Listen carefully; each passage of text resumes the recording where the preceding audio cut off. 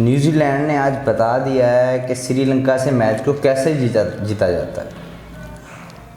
Same situation थी श्रीलंका के, इस दफ़ा भी स्टार्ट में उनकी विकेट्स गिर चुकी थी,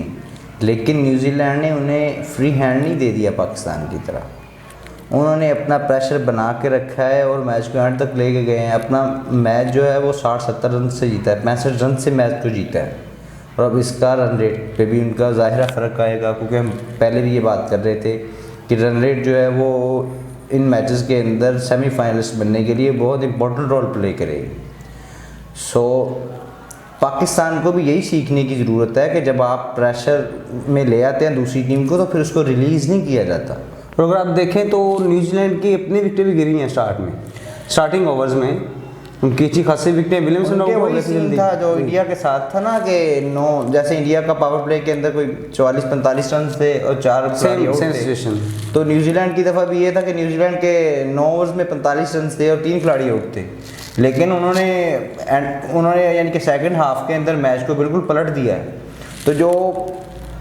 जो कैप्टन होते हैं ना, समझ बूझ वाले, जो आगे देख रहे होते हैं, जो सिर्फ यही नहीं देख रहे होते कि मैंने ये ओवर ये निकलवाना है या ये ओवर निकलवाना है, तो वो फिर ये करते हैं कि प्रेशर को रिलीज़ नहीं करते दूसरी टीम के ऊपर से। पाकिस्तान और इंडिया के मैच में क्या हुआ आपके साथ, जो सबसे पहली मैं गलती देखता हूँ कि जो सबसे पहली इनकी गलती हुई है कि जब आप देख रहे हैं यार कोहली डक कर रहा है बॉल को, 6-7 ओवर्स में इनके 30-32 रन हैं और 4 खिलाड़ी आउट है, तो वो वहाँ पे डक कर रहा है, वो सिंगल भी नहीं ले रहा। तो बाबर को तो मेरे ख्याल में उसी वक्त समझ जाना चाहिए था कि इनका प्लान क्या है। ये अभी चाह रहे हैं कि अभी क्योंकि इनके ऊपर प्रेशर है, उन्होंने ये सोच लिया कि ये बिल्कुल अब डाउन पोजीशन पे आ गए हैं तो आहिस्ता से हमें विकेट दे देंगे जब उनका रन रेट बढ़ेगा। पे आपको चाहिए था, उस टाइम पे आपको चाहिए था कि आप 3-4 बाउंड्रीज उस टाइम खा सकते हैं, कोई इशू नहीं है उसका। यानी कि हमारे पास इतना मार्जिन है, हम उनके सिंगल रोके उन्हें कहे भाई आप हमें छक्का मार ले, 2 छक्के मार ले, हमारे पास 100 से ज़्यादा सिंगल भी नहीं ले रहे ना। अगर वो बिल्कुल डक करने पे आ रहे हैं तो आप फील्डिंग को अंदर लें, सिर्फ जो जहाँ पे आपको उसका जो भी आपका अपोनेंट खेल रहा है उसके स्ट्रॉन्ग पॉइंट के ऊपर आप एक फील्डर को तैनात कर दें। उसके बाद ये कि आप उसको फ्लाइट दे दें, आप एक स्लिप लेके आए, उसे कहें ना कि आप हमें मार लें, छक्का मार लें, हम आपको सिंगल नहीं देंगे। यार एक खिलाड़ी डक करते हुए क्यों डरेगा? जब स्लिप पीछे होगी तो डरेगा। टेस्ट में क्या होता है, नहीं ये फील्डर्स ऊपर आए हुए होते हैं, ये मसला खिलाड़ी डक करते हुए भी डरता है कि मैंने बड़े एहतियात से। ये मसला काफ़ी अरसे से चल रहा है कि हमारे कैप्टन जो है ना वो अग्रेसिव कैप्टनसी नहीं करते। आपने देखा होगा जब धोनी कैप्टन थे इंडियन टीम में, वो जैसे स्पिनर को लेके आते थे वो साथ में स्लिप लाजमी लेके आते थे, यानी कि वो एक पॉइंट जो है ग्राउंड में से वो खाली कर देते थे, खिलाड़ी को ले आते थे आगे, लेकिन स्लिप की वजह से बैट्समैन पे प्रेशर रहता था कि अगर मैं इसको रोकने जाऊंगा थोड़ा सा भी बाल लगा तो स्लिप में कैच जा सकता है। क्योंकि असल में जब मैच हो रहा होता है ना तो बाउलर जो बैट्समैन है इनका जो ज़हनी तौर पर भी एक मुकाबला चल रहा होता है, ठीक है। तो अब कोई ना कोई, अगर ये पता नहीं होता कि कौन सा बॉल अच्छा पड़ेगा, जिस तरह का भी खिलाड़ी ना उसका एक ओवर के अंदर एक बॉल जो ऐसा है कि वो लाजमी विकेट टेकिंग बॉल उसका निकलता ही निकलता है, तो ठीक है जो समझदार खिलाड़ी होगा या जो एक्सपीरियंस प्लेयर होगा, अच्छा प्लेयर होगा, वो उस बॉल को डक कर देगा या उस पर हिट पे कम से कम नहीं जाएगा। तो ठीक है, इसी को रोकने के लिए ना अगर आप धोनी की कैप्टनसी को देखें और उसके तमाम मैचेस में स्पेशली अश्विन के साथ उसका कॉम्बो ये था कि जब बैट्समैन आएगा वो पीछे एक स्लिप लेके आए, क्यों जो बॉल अच्छा पड़ेगा उसका और खिलाड़ी उसको टक करने जाएगा, हो सकता है उसका एज निकल जाए पीछे कैच। और मैंने खुद पता नहीं कितने मैच में ये देखा है कि पाकिस्तानी स्पिनर, इतने अच्छे स्पिनर हमारे पास होते हैं लेकिन वो स्लिप नहीं लेते हैं, वो स्लिप से उनका चौका हो जाता है, आज लग के चौका। कैप्टनसी की बात है ना, वही कैप्टन ना सिर्फ ये कि आप 4 रन एक्स्ट्रा उनको दे देते हैं, साथ में जो एक कीमती विकेट आपको आना होता है वो आपको नहीं मिलता, प्रेशर डेवलप नहीं होता। और अगर आपका प्रेशर बन गया हो तो आप इस तरह से रिलीज कर देते हैं। इसमें यह है ना कि बाकी जो टीमें हैं ना और जो उनके कैप्टन वो इस तरह सोचते हैं कि यार हमने इनको ना सिंगल डबल पे रन नहीं देने, ये हमें बाउंड्री मार ले, क्योंकि जब भी खिलाड़ी बाउंड्री पे मारने जाएगा, चौका मारने जाएगा या सिक्सर मारने जाएगा, वो लाजमी रिस्क लेगा तभी बाउंड्री होगी। लेकिन जो सिंगल डबल है इसमें आपको इतना ज़्यादा रिस्क नहीं लेना पड़ता। तो जो बाकी दुनिया के कैप्टन हैं और जो टीमें हैं वो ये कहती हैं कि हम इनको सिंगल ना दें, हमें बाउंड्री मारेंगे, हमें भी चांस रहेगा। पाकिस्तान में जो मैं देख रहा हूँ काफ़ी अरसे से ये है कि ये कहते हैं यार हमने आपको बाउंड्री नहीं देनी, आप सिंगल डबल निकालते नहीं। उसका मसला ये होता है कि जो दूसरी टीम ज़रा भी समझ बूझ से खेलती है वो स्ट्राइक रोटेट करती रहती है। हमारे कैप्टन समझते हैं चलो हमें बाउंड्री नहीं पड़ रही तो हमें ही फायदा हो रहा है। हाँ ये इनका ना शायद पता नहीं साइकोलॉजिस्ट भी इनके साथ है, लेकिन इनका ये सारी माइंड गेम है, ठीक है। तो मुझे ये समझ नहीं आ रही कि यार ये चीज़ क्यों नहीं समझते हैं कि अगर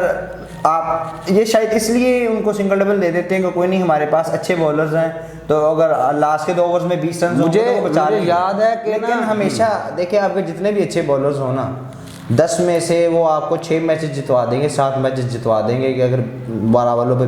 20 चाहिए तो वो आपको जितवा के दे देंगे। लेकिन 3 मैचेस ऐसे लाजमी आएंगे जहां वो आपको नहीं बचा सकेंगे, कोई नो बॉल हो जाएगा, कोई एक्स्ट्रा हो जाएगा, कोई भी सीन हो सकता है, क्रिकेट का गेम है। तो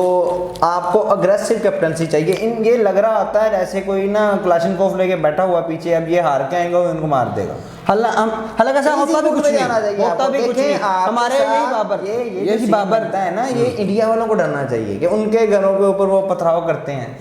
हम हमारी जो पाकिस्तानी कौम है ये तो जिम्बाब्वे से, मुझे अभी भी याद है मतलब भाई 2015 में जब हम जिम्बाब्वे से जीते थे तो लोग गोल लेके आ गए थे कि हम जिम्बाब्वे से ही जीत गए हैं। ये सीन हमारे बना होता है, हमारा इतना खुला दिल है यार। आप 1992 से हमने वर्ल्ड कप जीता हुआ है 50 ओवर्स का, लेकिन अगर ये सेमीफाइनल तक भी अब देखेंगे 2011 के बाद से अब तक हम सेमीफाइनल के लिए क्वालिफाई नहीं कर सके।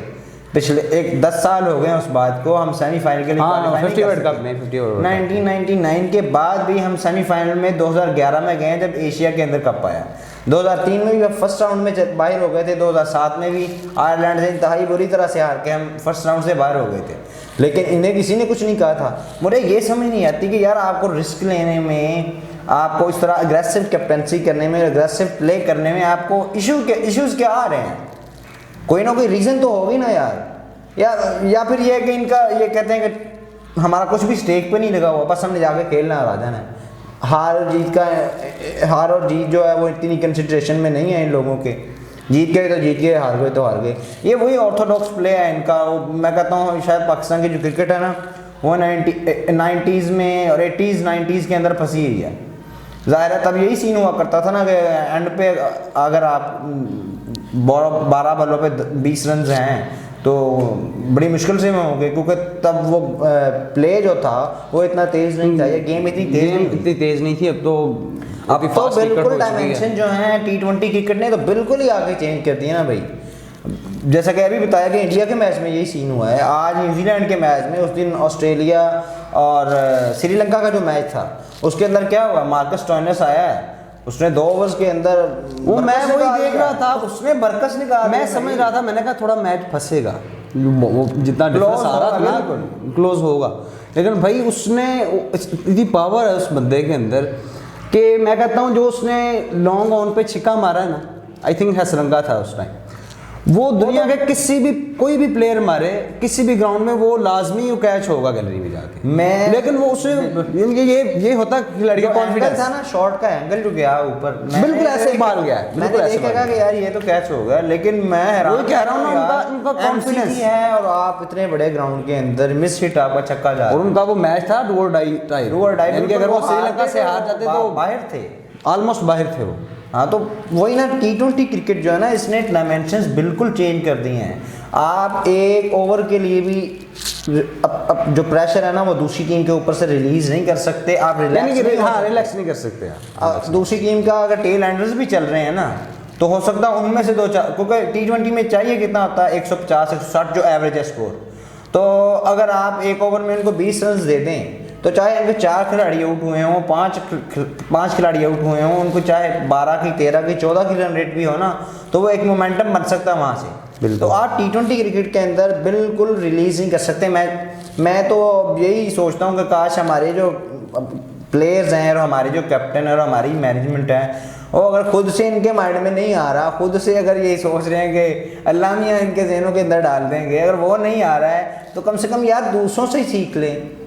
कि दूसरी टीमें अपना प्ले इस तरह जो गेम खेलने जा रही हैं वो किस तरह परफॉर्म करके आ रही हैं। खुद से तो चलो हम मान लेते हैं कि जी आपको पता ही नहीं है, चले जैसे भी खिलाड़ी हैं यार कम से कम दूसरों से सीख लो। वो क्या कहते हैं कि अक्लमंद जो होता है वो दूसरों से सीख लेता है। ठीक है, अब कल के मैचेस हैं, अभी दूसरे ग्रुप में जो है तो मेरा ख्याल है न्यूजीलैंड की टीम जो है वो ऑलमोस्ट क्वालिफाई कर चुकी है, क्योंकि बारिश की वजह से काफ़ी मैचेस जो है ना वो ख़राब हो रहे हैं रेन इफेक्टेड मैचेस की वजह से। तो इधर न्यूजीलैंड का आई थिंक तीसरा मैच था और इन्होंने इसमें से 2 मैचेस जीत लिए हैं, एक मैच इनका बारिश की नज़र हो गया था। इनके 5 पॉइंट्स हैं और आज उन्होंने 65 रन से जो जीत हासिल की है उसकी वजह से उनका अच्छा खासा रन रेट चढ़ गया है। तो अब वो रन रेट की बेस पे वो ना नीचे नहीं आ सकते, अगर पॉइंट्स बराबर हो भी जाएंगे ना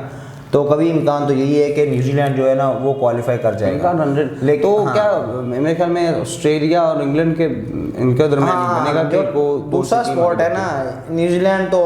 ऑलमोस्ट आप समझ लें कि वो तो पहुंच गए, क्योंकि बाकी हर टीम जो है वो पाकिस्तान तो है नहीं, वो आएंगे भी पहले नंबर छोटी टीमों से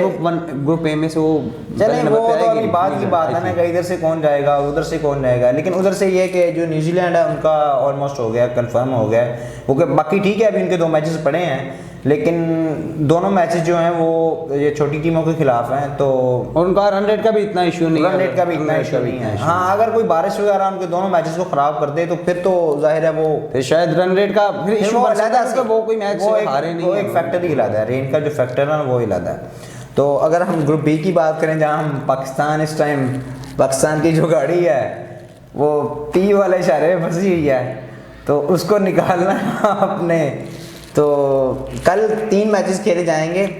ग्रुप बी के अंदर, जिनमें पाकिस्तान का जो है दूसरा मुकाबला है, दिन का जो दूसरा मुकाबला है वो पाकिस्तान का है नीदरलैंड के साथ, नीदरलैंड के खिलाफ,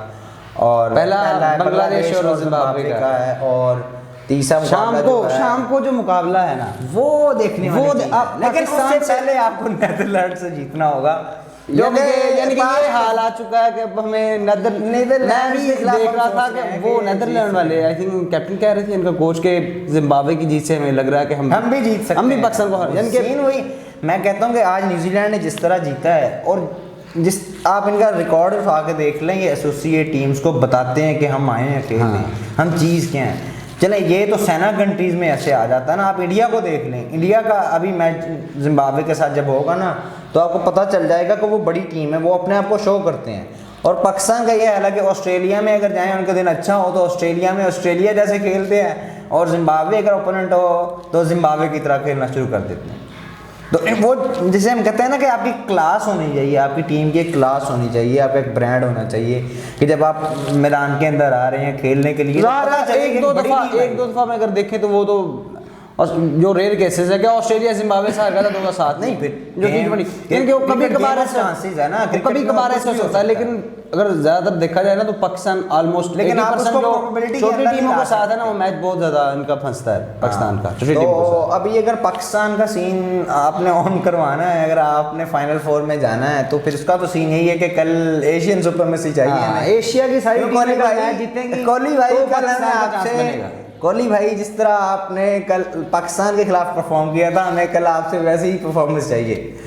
क्योंकि फिर जाहिर है हमें फाइनल में दोबारा मिलना है। पाकिस्तान इंडिया का अगर फाइनल हो जाए, बड़े पॉजिटिव हैं आप अभी भी, इतने पॉजिटिव रहना चाहिए। नहीं अच्छी बात है पॉजिटिव, उम्मीद पे कहते हैं कि दुनिया कायम है, लेकिन ये कि बाद में बंदा डिसाइड भी उसी हिसाब से होता है कि जब भी लेकिन शर्मा भाई काइंडली मूवी से 19th ओवर ना करवाइएगा, काइंडली मूवी नहीं, उनके पास अर्शदीप आ गए, अर्शदीप बेचारे के पास 6-7 रन बचेंगे नहीं, अभी वो 19 ओवर देखेंगे वो बचा तो लेता है, लेकिन भूवी साहब जो है वो 19th ओवर के अंदर अगर 20 रन खा के चले जाएंगे तो फिर कैसे बचाएंगे बेचारे अर्शदीप। मुझे तो डर है कि वो 2019 वाला ना बन जाए। नहीं अब ऐसा सीन नहीं है, चले वो तो अभी टाइम डिसाइड करेगा ना कि हमारे जो हम, लेकिन ये कि कल अगर इंडिया की टीम साउथ अफ्रीका से हार जाती है तो इनके अपने चांसेस भी कम हो सकते हैं। हाँ बिल्कुल, ये इस तरह से नहीं है, रिस्क में आ सकते हैं क्योंकि आगे कोई एक भी मैच किसी छोटी टीम से हार गए इंडिया वाले तो ये खुद भी बाहर हो सकते हैं। 2019 के अंदर ये हुआ था कि इंडिया के साथ जो मैच इंग्लैंड का हुआ था, इंडिया हार गया था और लग ये रहा था कि जैसे वो डेलिबरेटली हारे हैं। अब हम कह नहीं सकते कुछ भी, लेकिन गेम ऑफ प्ले जो उनका खेलने का तरीका कार था उसे कहा इंटेंशन नहीं लग रही थी क्रिकेट उनकी,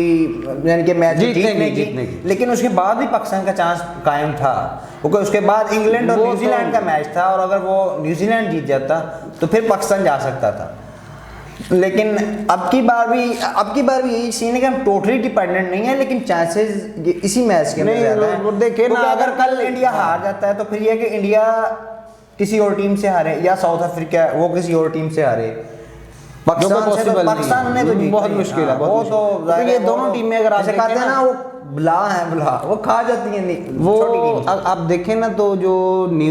साउथ अफ्रीका और इंडिया, ये छोटी टीमों से मोस्टली नहीं हारते। ये बहुत वही जो हम पहले बात कर रहे थे कि छोटी टीमों के खिलाफ करते हैं, बहुत अच्छी कारकर्दगी होती है। हम क्या कर, अब देखें हमारी, मेरा ख्याल है कि पिछले 20 साल के अंदर